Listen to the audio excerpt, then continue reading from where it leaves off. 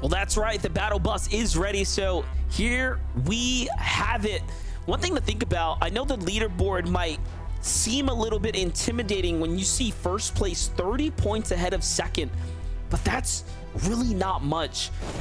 In hindsight, it's just a couple of placement points. It's like, you know, a few eliminations essentially. It's not that much of a gap, and that's what we mean by you cannot afford to fall early. Brycx and Pars here being contested.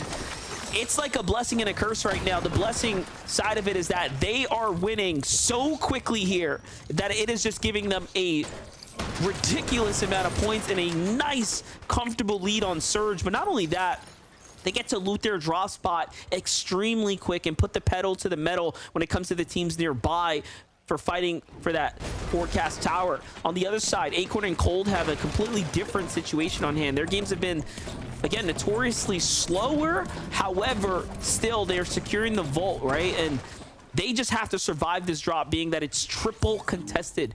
It just doesn't get any more difficult than that, Taco. For sure. And want to elaborate a little bit more in terms of Brycx and Pars' storyline, how it's shaping up here today. But first, we got to get to the likes of Rapid and Batman Booga one more time facing off in an immediate off-spawn contest with Skater and Dalty. And you have to remember as well what happened yesterday at this drop. Skater and Dalty, doesn't matter how out they might seem, you can never really anticipate them to be a fully written off duo here, because the way that they managed to turn and burn on Rapid and Batman Booga in yesterday's day one matches was something that I don't think many people would have ever expected to see happen, especially not to a player like Rapid. But happens to the best of us. Sometimes you just don't get the shots that you need. Misplace a couple of edits here and there, or miss entirely. But Rapid definitely wanting some redemption here. Tries to tackle this initial 1 versus 2. He does have Batman Booga now wrapping around. And with a slight elevation over Dalty and Skater, Rapid and Batman Booga, they've got to chip away at the build first. Take a look at this. Great tags here from Batman Booga, but he doesn't like the fact that he nearly loses his shield, gets right back to his teammate. And while this is going on, you know, a question's running through my mind. Like, Coop and Miro have been contested. Have they been pushing off, you know, Veer and Soneto on the drop? Have they just been outlanding them? Have they even been able to even take that battle? So I'm not sure what's been unfolding on that side, but hold up. Things almost go south here for Rapid, but he does manage to fulfill the elimination there. Here's a look at Aviv and Booga, who are creeping up the standings right now. We haven't covered too much of their mid games, but we are seeing them here and there sprinkle their way into endgame, and just look at the points, right? Things are starting to add up here. Yeah, but for Aviv and Booga, down at the lovely lodge, what's surprising to see, no, actually it's going to be the Unmoored Manor. Take that back. That explains why the likes of Edgy and Tavern are trying to intervene. Seems as though Booga and Aviv made a really smart rotation to pick off at least one of the two. That's 6 points for Aviv and Booga to start game number 9, and Aviv still looking for more, but just gonna come up short here. You see Booga, the lock-on pistol, I believe, just looking for some of the freebie surge tags. But from that range, probably only 17 a pop, what I would expect, but every little bit counts at this point. Well, everything's looking good here for Booga and Aviv right now, as they will have all the time in the world to go ahead and get into the action here. Polarizing death, though, in a fight against Cam and Aminish, and it just seems like the situation's been flipped upside down. Yesterday, Cam and Aminish were off to an incredibly strong start, getting a glimpse of top 5 for a couple rounds there. But now it's Prodigy and Polarized, who, after that Victory Royale, have rocketed their way right up into this conversation, into the standings. And that's what happens when you perform stronger on a day where the point thresholds are different, where everything means a lot more. You'll just earn more for your placement points and eliminations. But look at this, Foya and Peterbot This time, contested for the forecast tower by a team that's pretty desperate here and snacking possessed. They have to do something big, and what bigger thing to do than try to snatch up the information of the forecast tower, but they're not happy with the situation at hand. They're not happy to fight for this one. They end up giving it up. Not only that, but with a team base so far up on a hill that can oversee both Pollo and Peterbot, as well as the duo that was just contemplating challenging them. That's part of the reason why we see Peterbot go to the other side of his box. He doesn't want to try and look for peaks from a position that he knows a team with that much elevation over him probably had the advantage. Muzz knocked Acorn in the feed right there. Keep an eye on that. This could be a huge problem. Cold here by himself on the high ground, looking down now. Okay, so it had to be to the hands of a well-timed snipe or something, but either way, it's not looking good. That Cold is just gonna say, you know what? Take the elimination, take all the loot you want. I'm gonna get out of here and play for the tournament life, and he leaves Acorn behind, and now Muzz and Paper have to think. Wait a second. Did they leave his teammate? Did he pick him up? Are they gone? That's crazy that Acorn is still crawling around right now. What's even crazier is that neither Muzz or Paper even had a Reaper sniper at their disposal. And Cold, you can see only 11 bullets left in this Mythic Striker. Might be one of the best weapons in the game, but not if you don't have any ammo to actually look for those long-range battles. Cold probably just praying that Muzz and Paper don't happen to stumble upon this bush, but Muzz and Paper might be the least of his concern. There's a team approaching right next to him. It's going to be Cam and a Minish. They're not bothering to check the bush just yet, but there are some shots being sent their way. So Cold, even if he isn't spotted out by Cam and a Minish, though, he still has to worry about the team that's taking shots at them from over by the ship it station. Well, I'm more curious. Minish just like, yeah, dude, I'm just gonna dodge, bro. Bro's running behind the bushes. Like, instead of building a wall there, that was crazy. But you know what? I'm not even gonna second guess the decision making from Cold here. He's got Acorn. He's got himself. You know, Acorn is one of the greatest IGLs we have ever watched play Fortnite. So if the call was made, dude, position up. Don't worry about it. Play Storm. I trust in it. But now I'm just a little bit wary after watching Baka and Pars try to play that heal off and the Storm sickness catch up, right? So it's kind of like a double-edged sword now. You have to begin to think about these things. You have to weigh your options. You can't really trust the Storm all that much, because in the end game, it could just come full circle there and cost you a win. But for Polarized and Death here, they've tried to claw their way back into this game. You could tell that the material has been bad ever since that engagement up against Cam and the Minish. Look at this. They're going for the fight here onto Macwood and Blake, and Macwood just gets deleted by Death. I think he caught him with a side angle, and it's just not looking good right now for Blake at all.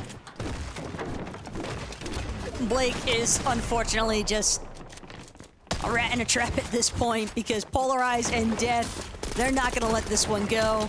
Blake, the teeniest bit of HP is his silver lining currently. He's doing a relatively decent job, though, at wasting Polarized and Death's time, and at least forcing them to work for this final elimination. But he will inevitably fall. Just too much pressure being applied, but definitely got a good chunk out of Death's HP in the process. Granted, there are ample heals surrounding Death and Polarized, though, so they should be able to regen their shields, no problem. Peterbot, though, shit. Oh, yeah. Now we know where the issue stems from. That's how it happened. So Peterbot is Blame him. He's actually the origin story of the woes of Blake and Macwood for game number 9. I'm laughing because TikTok's gonna love that one. Chat always goes crazy for Peterbot plays. The fact that Macwood was that exposed and didn't even recognize the fact that there was a possibility of someone like Peterbot managing to find an angle on him. Did you just see that? The leaderboard just flashed for a second. Eops and Rise are down. Fully finished right now, which means Acorn and Cold. If Cold can pick up Acorn and run this one back, they have a chance to overtake first place for the first time today. But more importantly, the rest of top 10 have a chance now to start to close the gap. This is going to become an extremely competitive leaderboard when this is all said and done, because if Yamzo and Rise are out the game, that is the biggest piece of the puzzle that needed to be solved for everyone else inside the top 10. And you just know that a team like Acorn and Cold, if they recognize the fact that Yamzo and Rise have been eliminated from this lobby, maybe expect them to slow things down a little bit, because now they don't necessarily need to go for an overly aggressive box fight. Just find your surge tags, play it back. Don't force any unnecessary positioning or any unnecessary over-peaking. We've already seen a handful of players finding their faces getting ripped off in the process for challenging on the peaks here. Just never know when someone with a sniper is right around the corner. Re and Ritual, much different position right now.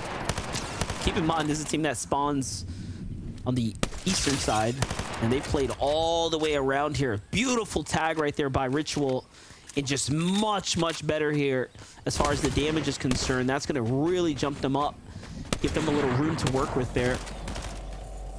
And they find another one on the rotation there, so things are looking up here.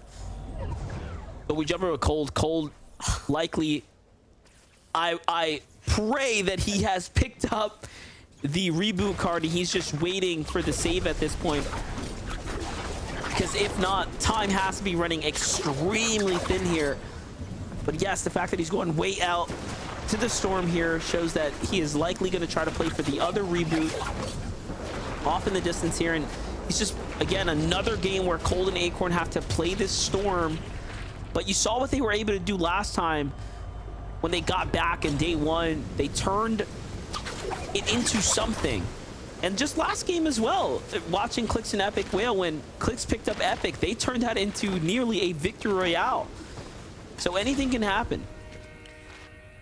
But while we're looking at a solo Cole, I couldn't help but notice that it was Baka and Pars situated inside of fencing fields. And if it was Baka and Pars that got that elimination onto Acorn MDF, there's a high likelihood that they're going to recognize the fact there's no way Cold can make a reboot ban play inside of fencing fields. That's just going to be impossible. So they're going to hold it down. They held Cold. They forced him to move even further into Storm.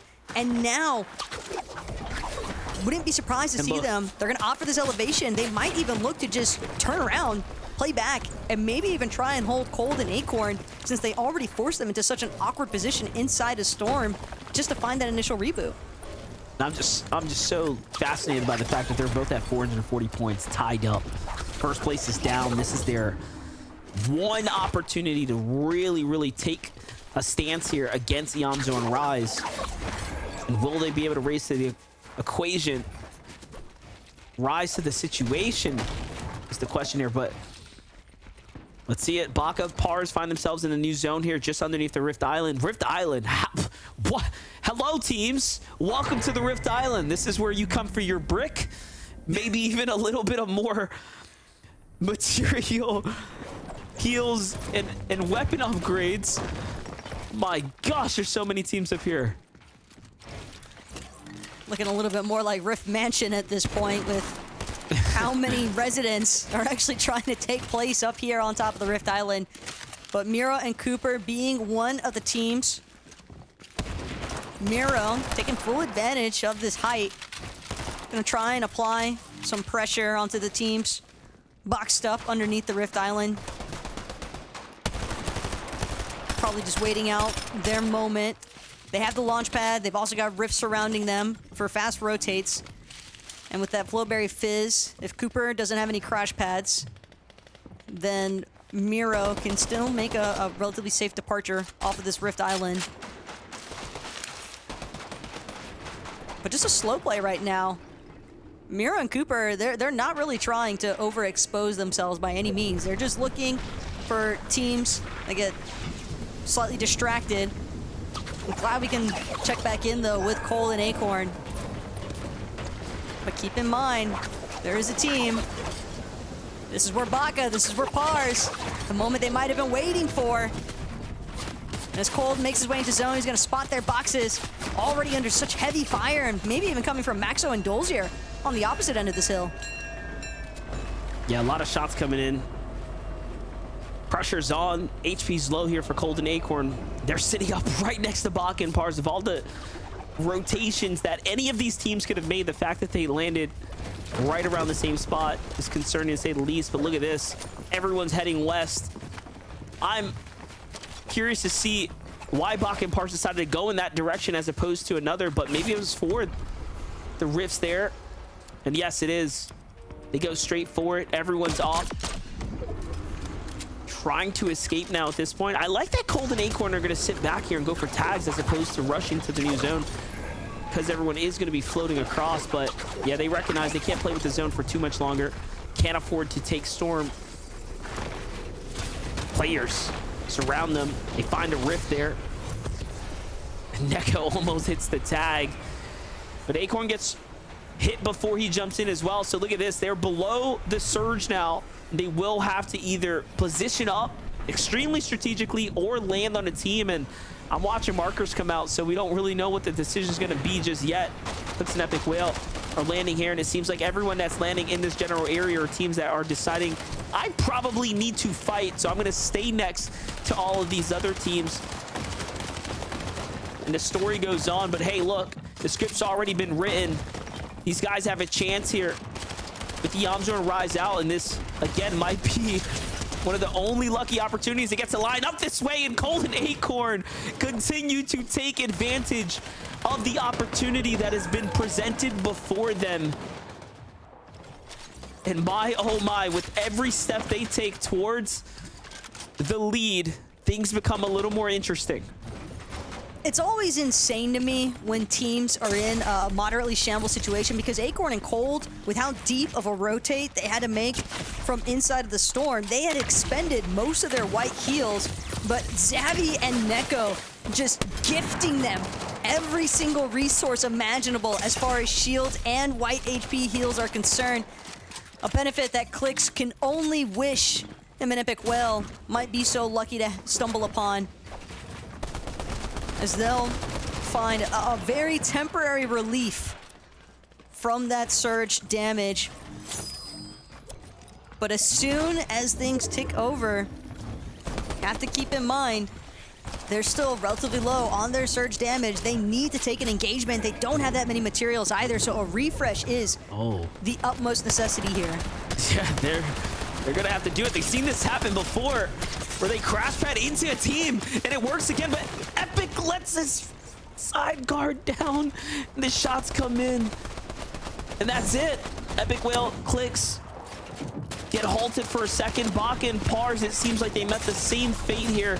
Completely different story though. They were comfortably above the surge and they just get deleted. You could tell that the server pressure was definitely adding to that rotate. That is so tough.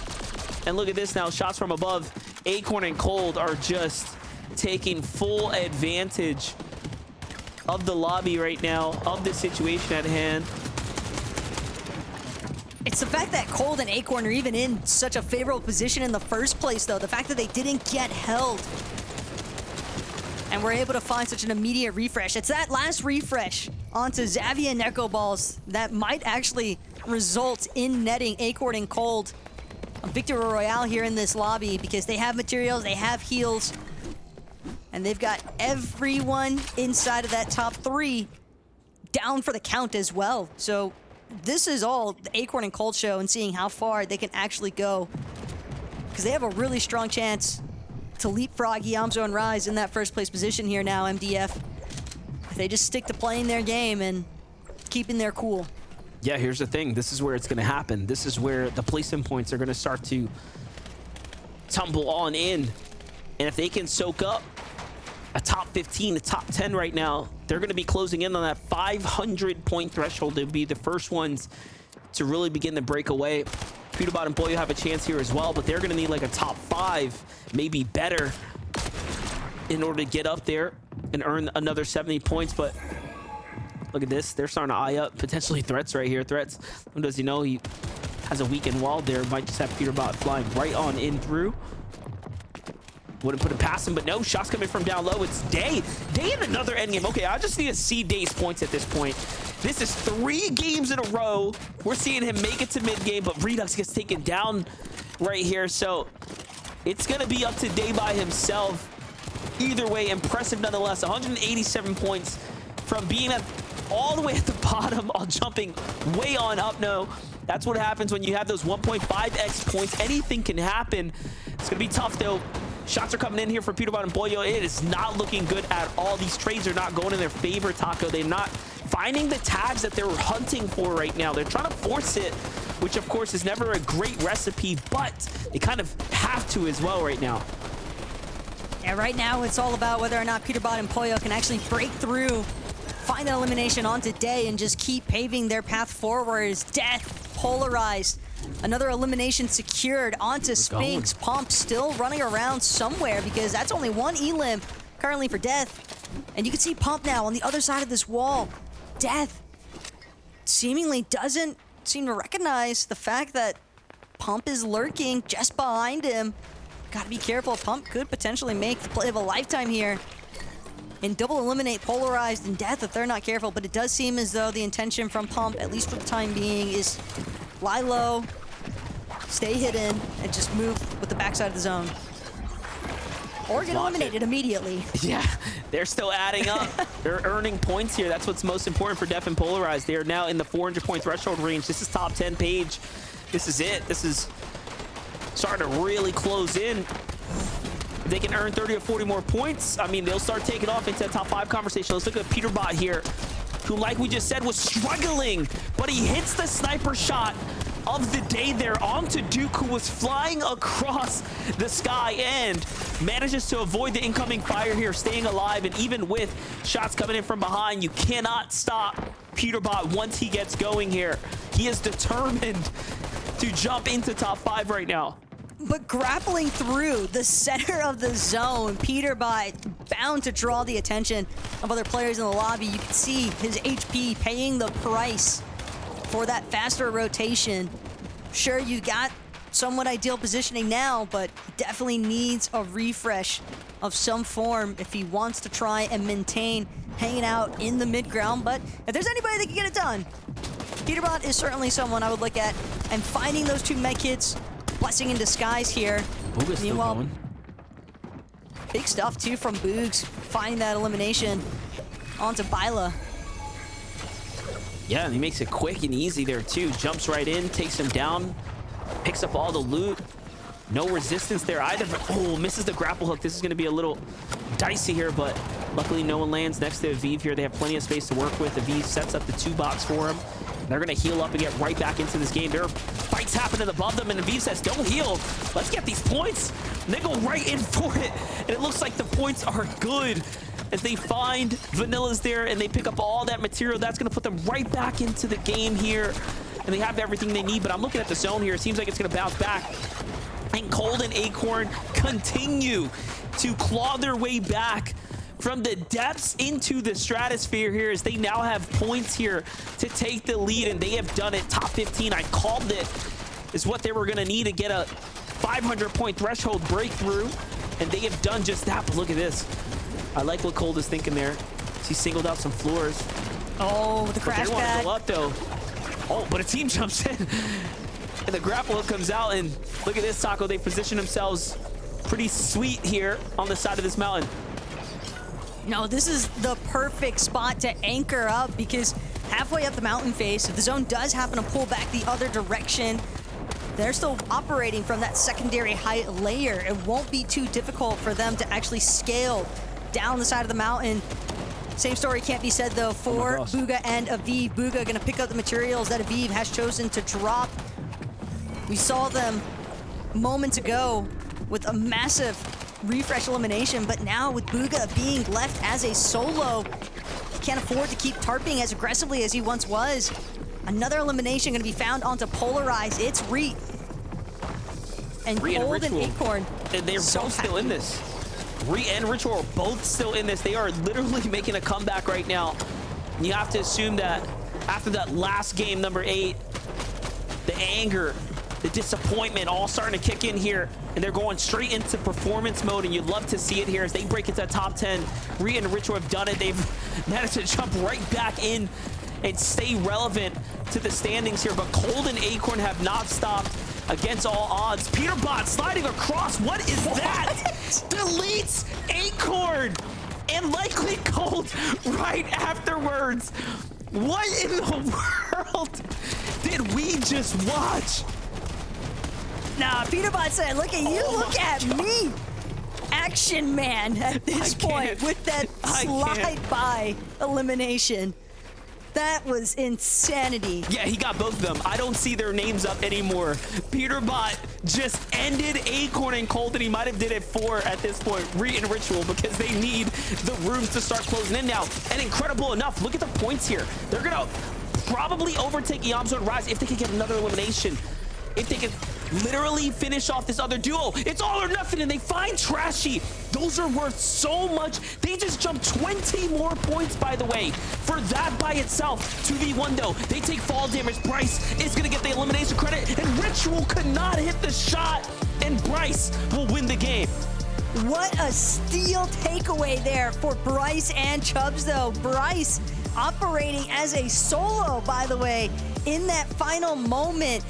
Just really smart. By the time that Reet and Ritual actually turned behind them to see who's actually making their approach from the ramps that they had just jumped off of, it's just too little too late. Bryce already catching the upper hand. A little bit of tag team efforts as well though from Trashy, because without Trashy applying damage there onto Reet and Ritual, that 2 versus 1 situation is a lot less likely to be won by Bryce. Absolutely incredible win for Bryce right there in Chubs. Bryce and Chubs were off to a strong start, kind of lost their momentum, but with this win here, we have seen Bryce and Chubs do some incredible things and make big plays. And look, they won a game at Global Championships. In fact, I think they won a few games at Global Championships, and now they do it here in the grand final settings of this first chapter. So you have to really appreciate the fact that they're a team that can win. They have all the signs to be an elite squad this year. Bryce and Chubs, just one of many teams coming to their true form here, because it's the second day of Grands, MDF. These are these teams' last chance. And keep in mind, only the team in first will solidify their spot at LAN later on this year for the Global Championship. As for how the leaderboard's currently looking, though, we're going to have to kick it back to Zeke, Vivid, and Kelly to give us the breakdown.